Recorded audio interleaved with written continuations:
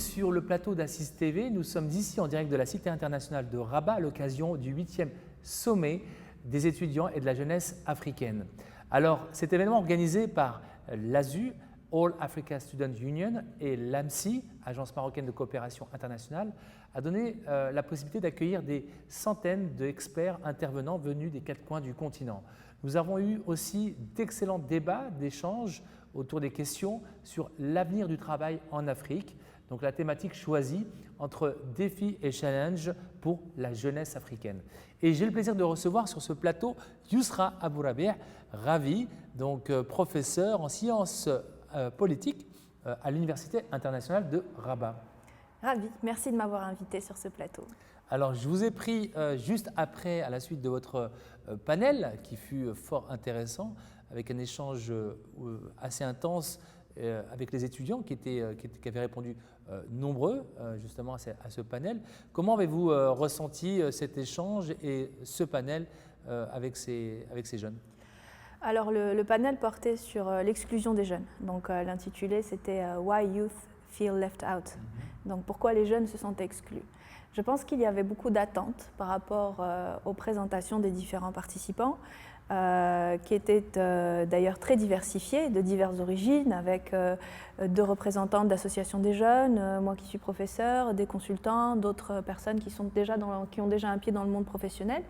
Et il y avait beaucoup d'attentes, je le sentais dans la salle, de la part des étudiants, non seulement sur les critiques qui allaient être adressées par rapport à ces facteurs d'exclusion, mais aussi il y avait une attente par rapport à ce que nous pourrions conseiller aux jeunes pour pouvoir mieux être intégrés, pour pouvoir mieux être écoutés.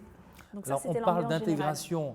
Alors, il faut bien cadrer le contexte. Est-ce qu'on parle d'intégration dans un cadre professionnel ou dans un cadre sociétal ou culturel? L'intégration doit être comprise au sens large. Les jeunes se sentent exclus parce que ils ne se sentent pas écoutés par leur famille, ils n'ont pas la possibilité de parler lors d'un dîner familial. Par conséquent, au sein de la société, ils ne sont pas habitués à exprimer ce point de vue. Parfois, certains ne savent pas ce qu'ils pensent sur telle ou telle question. Donc tout ça aussi, c'est un entraînement. Et par conséquent, à l'échelle politique, ils n'arrivent pas à exprimer leurs besoins et n'arrivent pas à se reconnaître dans les propositions qui leur sont faites.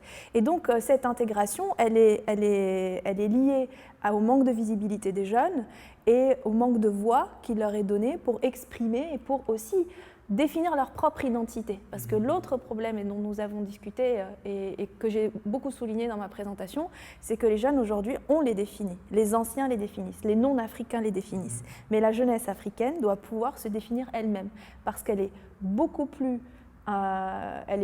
diversifiée. La mentalité de la jeunesse africaine est beaucoup plus hétérogène que ce qu'on veut bien croire. Elle est intersectionnelle, cette jeunesse. La jeunesse, elle n'est pas asexuée. Ce sont des femmes, des jeunes femmes qui n'ont pas les mêmes préoccupations que les jeunes hommes. Ce sont des classes sociales différentes et ce sont aussi des identités beaucoup plus fluides qui ne répondent pas aux normes, qui ne répondent pas aux identités figées que nous avions auparavant. Et donc, toutes ces nouveautés, toutes ces nouvelles identités, eh bien, ces jeunes souhaitent qu'elles soient identifiées et souhaitent qu'elles soient reconnues.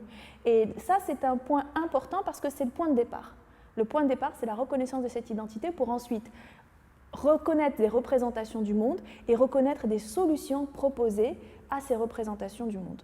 Alors, on a beaucoup parlé durant ces échanges avec ces experts, notamment lors de nos émissions, que je vous invite à découvrir avec l'hashtag Assis 2019, c'est ce conflit intergénérationnel. On parlait à peu près dans nos politiques, dans nos gouvernements. Il est clair, on le voit, l'âge est un âge, enfin les chefs d'État sont assez vieux de manière générale et les jeunes sont dans un conflit intergénérationnel entre ces décideurs, ces politiques qui font le gouvernement et cette jeunesse qui est en attente, comme vous l'avez si bien cité. Oui, effectivement. Il y a déjà un rapport pourvoyeur-demandeur entre la jeunesse et les adultes. Et ce rapport, nous en sommes nous-mêmes, c'est nous-mêmes qui l'avons défini. Or, la jeunesse ne veut pas être victimisée et ne veut pas être dans cette situation de demandeur. elle veut être intégrée, c'est-à-dire qu'elle veut partager les responsabilités que nous avons. Et c'est une bonne chose, parce que partager ses responsabilités avec la jeunesse, c'est lui montrer quel est le poids de nos responsabilités, quelle est l'ampleur de nos actions, et c'est aussi lui faire prendre conscience des défis que nous avons. Et ce partage de responsabilités, c'est la seule chose qui permettrait de rompre cette situation de demandeur-pourvoyeur et cet écart intergénérationnel dont les anciens, mais aussi les plus jeunes sont victimes. Parce qu'en Afrique, nous avons beaucoup cette idée que c'est la sagesse des anciens qui doit primer. Mais la vitalité des jeunes, elle n'est pas simplement complémentaire. Elle est tout aussi essentielle parce que c'est le monde dans lequel nous vivons est un monde qui est dominé démographiquement par les jeunes. Et donc ce poids démographique, il doit être aussi représenté à l'échelle sociale et politique par ces idées-là.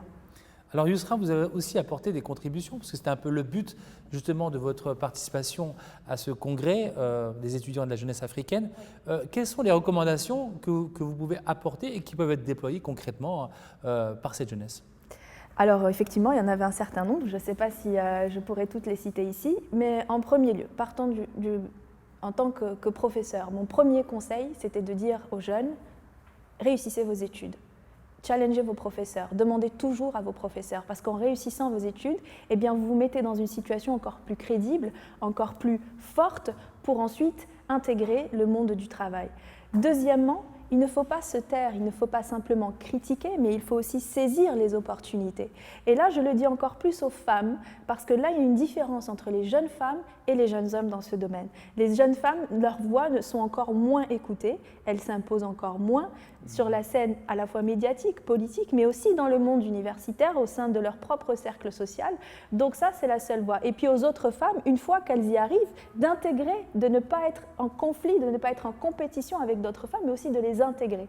Donc ça aussi, c'est un point important pour les femmes, mais aussi pour les jeunes hommes, de ne pas s'arrêter aux critiques. Effectivement, ces critiques sont tout à fait fondées. Il existe des cadres, il existe des promesses politiques qui sont faites aux jeunes, mais ces cadres et ces promesses politiques eh bien, ne donnent pas lieu à des mécanismes qui sont suffisamment inclusifs, qui répondent suffisamment aux attentes des jeunes.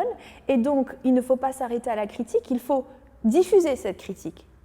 Publier dans les médias, dans les réseaux sociaux, suivre, montrer une expertise de la part des jeunes, montrer qu'ils savent très bien qu'est-ce qui a été fait de ce qui n'a pas été fait. Et en montrant cette expertise, on montre aussi un professionnalisme et on montre aussi qu'on est capable déjà de prendre les rênes de cet avenir. Eh bien, merci Yousra Abourabir, donc professeur en sciences politiques à l'Université internationale de Rabat. Et puis nous espérons que le débat continue, il ne va pas s'arrêter qu'avec ce sommet.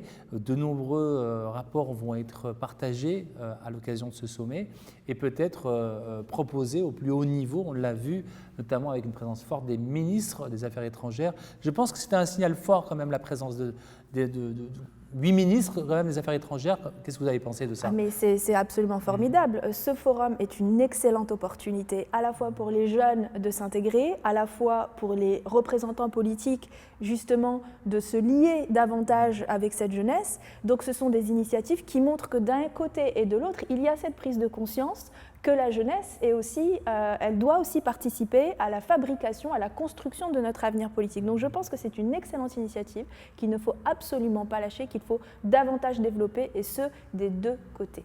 Eh bien, merci Yousra Abourabir. Je vous invite à suivre toutes les émissions à travers l'hashtag Assis 2019 et sur la plateforme des réseaux sociaux de l'événement et du sommet de la jeunesse et des étudiants en Afrique. Merci, à bientôt. Merci beaucoup, Tarek.